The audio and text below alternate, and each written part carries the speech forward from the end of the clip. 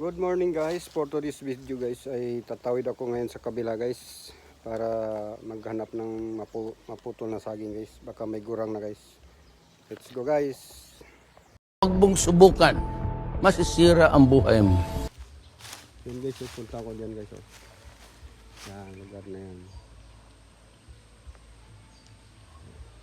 May mga tanim akong puno saging dyan dati pa guys. Oh. Baka may bunga na. Let's go. Ang hirap ng daanan dito guys. Kailangan tabasin mo na.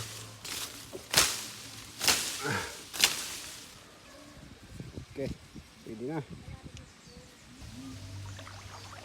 Okay. Huy! Ito, may malalim, may mababaw guys. Takot lang dito guys, baka may mga bubog ba. Itong area na ito natin kinatatayuan ko guys, malalim to dito dati.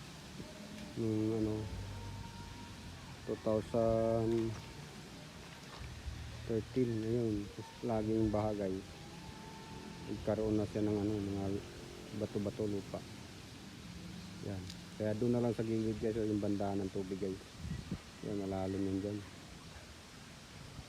Okay guys. Pasok natin sa gubat guys. Baka may mga sawa dito, nako. Naku. Yan ang mga pananim ko dito guys ha. Ito guys, oh, ako nagtanim ito guys, so hindi mo lang lumaki.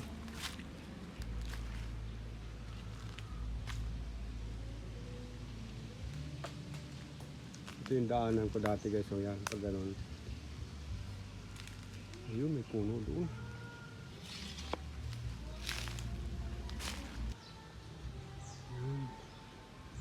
Guys, putulin na natin guys.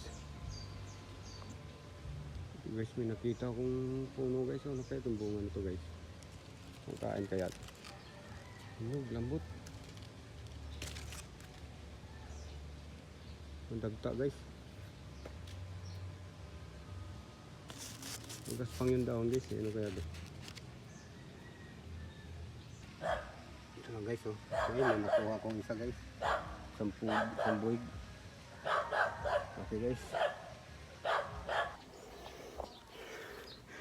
At ito na nga guys. Ito yung nakuha natin guys. So, isang buwig guys. Yan. Gurang na guys. Diba talaga guys. Pag may tinanim may aanihin guys. Okay guys. Thank you for watching.